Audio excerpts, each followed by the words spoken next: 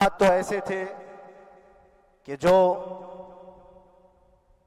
نان مسلم تھے وہ بھی ہمیں جیل میں دیکھ کر یہی کہتے تھے کہ آپ ہی نے کہا یہ فلاں بات.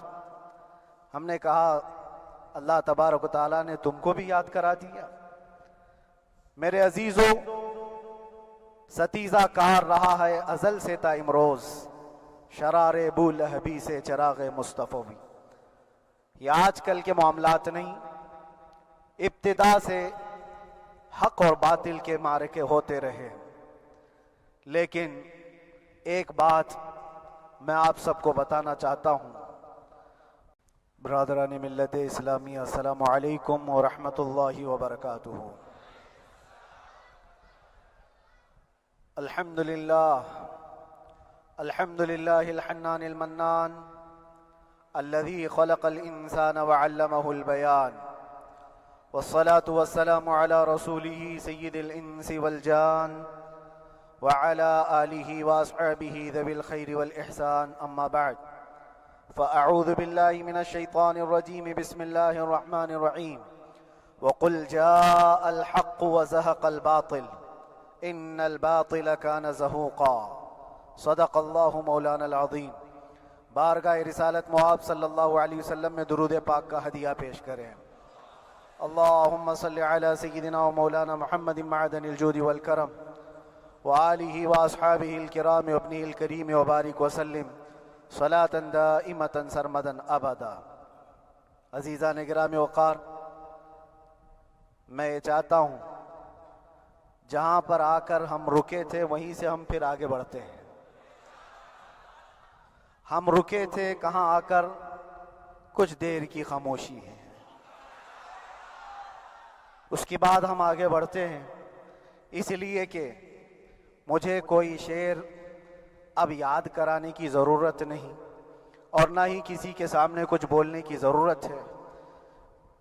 حالات تو ایسے تھے کہ جو نان مسلم تھے وہ بھی ہمیں جیل میں دیکھ کر یہی کہتے تھے کہ آپ ہی نے کہا یہ فلاں بات. ہم نے کہا اللہ تبارک و تعالیٰ نے تم کو بھی یاد کرا دیا. میرے عزیزو، ستیزہ کار رہا ہے ازل سے تا امروز، شرار بو لہبی سے چراغ مصطفی بھی. یہ آج کل کے معاملات نہیں، ابتدا سے حق اور باطل کے معرکے ہوتے رہے. لیکن ایک بات میں آپ سب کو بتانا چاہتا ہوں. مظفر کو مقید نہ سمجھ اے سیاد. سیدنا مظفر حسین کچھوچھوی رحمت اللہ تعالیٰ علیہ جیل گئے تھے، قید میں تھے. تب انہوں نے یہ شعر کہا تھا کہ مظفر کو مقید نہ سمجھ اے سیاد، میری یہ اسیری بھی سنت آبائی ہے. میرے آبا و اجداد کی سنت ہے جس پر میں عمل کر کے آ رہا ہوں. میرے بزرگوں کی یہ سنت تھی. بہرحال جن کو جس راستے سے مجھے گزارنا تھا، لوگوں کے دلوں میں یہ ٹھنڈک تھی شاید کہ زبان بند کر کے چند دنوں کے لیے قید کر دیا جائے. مگر میرا عقیدہ یہ تھا کہ اللہ تبارک و تعالی جب تک چاہے کہ کوئی اس کے لیے پابندی نہیں لگا سکتا. وَإِن يَمْسَسْكَ اللَّهُ بِضُرٍّ فَلَا كَاشِفَ لَهُ إِلَّا هُوَ. رب تعالیٰ فرماتا ہے اگر اللہ تعالیٰ تمہیں کوئی مصیبت دے تو اس کے علاوہ کوئی ٹال نہیں سکتا. وَإِن يَمْسَسْكَ اللَّهُ بِخَيْرٍ فَلَا رَادَّ لِفَضْلِهِ. اور اللہ کسی کو بھلائی دے دے تو پھر اس کو روک بھی کوئی نہیں سکتا. مولا تبارک و تعالیٰ اگر کسی کو کوئی مقام عطا کر دے تو ہزاروں کیڑوں کے پھڑپڑانے سے وہ مقام ختم بھی نہیں ہو سکتا. اللہ تبارک و تعالیٰ جس کو بڑھانا چاہے اس کے لیے کوئی راستہ رکاوٹ نہیں بن سکتا. اس لیے کہ ہم نے تاریخ میں دیکھا ہے پیبند لگے کپڑے پہننے والے، پیروں میں چپل نہیں تھے، جن کے ناخن تک اکھڑ جاتے تھے، لیکن وہ جب چلتے تھے قیصر و کسریٰ بھی کانپتے تھے. جن کا ہی یہ نعرہ تھا ٹل نہ سکتے تھے جنگ میں اگر اڑ جاتے تھے، پاؤں شیروں کے بھی میدان سے اکھڑ جاتے تھے. حق سے سرکش ہوا کوئی تو بگڑ جاتے تھے. ارے تیغ کیا چیز ہے، ہم توپ سے بھی لڑ جاتے تھے.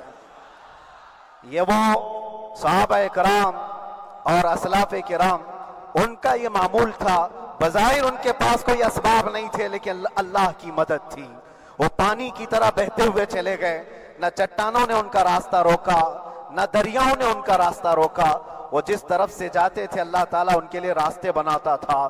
عزیزان گرامی وقار، کون ہے وہ جو دریائے دجلہ میں اپنے گھوڑے دوڑائے تھے؟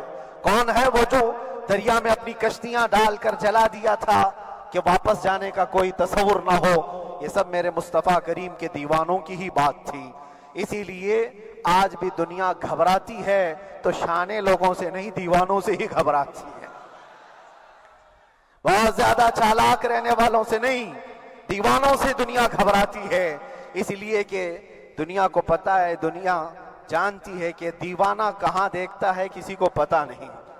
اور یہ اس دیوانے کی بات کر رہا ہوں جس کے لیے اللہ کے حبیب صلی اللہ تعالیٰ علیہ وسلم کی عزت و وقار سب سے اول ہے۔ عزیزان گرامی وقار، آج آپ کے سامنے حاضر آیا، یہ میرے استاد گرامی، مربی، استاذ الاساتذہ، برادر گرامی حضرت العلامہ مفتی زبیر احمد صاحب قبلہ ادام اللہ اقبالہ، جنہوں نے دن رات ایک کر دیے تھے۔ میرے خیال سے 8 مہینے میں جتنے ان کے بال سفید ہوئے اس سے زیادہ نہیں ہوئے ہوں گے، صرف اس لیے نہیں کہ ایک بھائی کے لیے، اس لیے بھی لڑ رہے تھے کہ ایک عالم کے لیے جس سے دین کا بہت سارا حصہ وابستہ ہے۔ ان کی محنتیں رائگاں نہ گئیں۔ بہت سارے میرے احباب و اقربا، خاص طور پر مدن پورہ اور وکرولی سے، جنہوں نے اپنے گھر بار چھوڑ کر میرے لیے دوڑتے بھاگتے رہے، اللہ رب العزت اس بات کا شاہد ہے، ایک ایک دن اندر میں نے سب کے لیے دعائیں کی ہیں، اور ایسا نہیں کہ کوئی دن بھولا جاتا، اور باہر کی ہمیشہ یہ خبریں آتی رہتی ہیں کہ حالات کیسے کے کیسے ہوتے جا رہے ہیں۔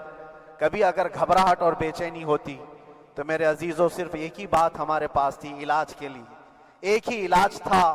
جب بے چینی بڑھ جاتی، اپنوں سے رابطہ نہیں ہو پاتا اور کسی کے خبر نہ پہنچتی، کھانے پینے کی تکلیفیں، رہنے سہنے کی مصیبتیں جب سر پر آتی تو ایک ہی علاج تھا، ان کے نثار کوئی کیسے ہی رنج میں ہو، ان کے نثار کوئی کیسے ہی رنج میں ہو، جب یاد آ گئے ہیں سب غم بھلا دیے ہیں، جب یاد آ گئے ہیں سب غم بھلا دیے ہیں۔ اس رسول محترم صلی اللہ تعالیٰ علیہ وسلم کا احسان عظیم ہے۔ بار بار مجھے یہ احساس ہوتا رہا، پوری دنیا اگر چھوڑ دے مگر یقین تھا آمنہ کا لال کبھی نہیں چھوڑے گا، اور چھوڑا بھی نہیں، اور چھوڑا بھی نہیں۔ ہر رات جو ہمارا معمول تھا، ہم نے جو دیکھا، ہماری پچھلی زندگی میں ہم نے اتنے عجائبات نہیں دیکھے ہوں گے جو 8 مہینے کے اندر ہم نے دیکھے۔ نبی پاک صلی اللہ تعالیٰ علیہ وسلم کے انعامات و اکرامات، رب تبارک و تعالیٰ کی مدد سے دل مضبوط ہوتا ہے۔ عزیزان گرامی، ہم نے تو وہاں ایسے لوگوں کو دیکھا جو ڈپریشن کا شکار ہو کر کافر بھی ہو گئے، اور حالات سے گھبرا کر کے وہ انکار کر بیٹھے، کوئی خدا نہیں ہے، کوئی مدد نہیں آتی ہے۔ ایسے حالات وہاں دیکھے، لیکن ان حالات میں بھی اللہ تبارک و تعالیٰ کی مدد ساتھ رہی۔ رسول پاک صلی اللہ تعالیٰ علیہ وسلم کا انعام و اکرام یہ تھا کہ جس طرح سے گئے تھے اسی طرح سے واپس بھی آئے، جس طرح سے گئے تھے ویسی واپس آئے، اور نہ میرے مصطفیٰ نے باہر میری عزت میں کمی کی، نہ اندر عزت میں کمی کی، کہیں پر بھی نہیں۔ الحمدللہ، جس شان کے ساتھ رسول پاک صلی اللہ تعالیٰ علیہ وسلم اپنے چاہنے والوں کو رکھتے ہیں، وہ میں نے دنیا میں دیکھا، اور پھر یہ عرض کیا آقا، آج آپ کی عزت پر بات کرنے والے کو چاہے وہ 1000 کال کوٹری کے اندر ہو، آپ عزت کے ساتھ بٹھاتے ہیں تو پھر قیامت کے دن اس کی عزت کا کیا حال ہوگا؟ عرش حق ہے مسند رفعت رسول اللہ کی، دیکھنی ہے حشر میں عزت رسول اللہ کی۔ میرے عزیزو، ایک بات کو طے کر کے چلو، انہیں جانا، انہیں مانا، نہ رکھا غیر سے کام، للہ الحمد میں دنیا سے مسلمان گیا۔ اس ایک بات میں جو عزت ہے، دنیا کے کسی مقام و منصب اور مرتبے میں عزت نہیں ہے۔ اور حالات دنیا انشاءاللہ میں سناتا رہوں گا۔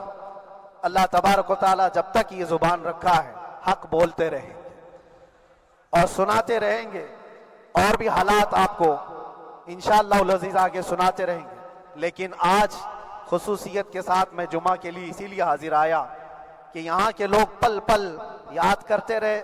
حضرت مجھے ہر بار خبر دیتے کہ جب نماز سے فارغ ہو کر کے میں نکلوں تو مجھے لوگ پکڑ لیتے, کیا ہوا, اب کیا خبر ہے. تو جس قدر آپ کی بے چینی تھی, بے قراری تھی, میرے عزیزو مجھے بھی ملنے کی بے چینی اور بے قراری تھی, لیکن یہ ایک سٹیج تھا جس سے گزارا گیا ہے, ایک مقام تھا جس سے گزارا گیا.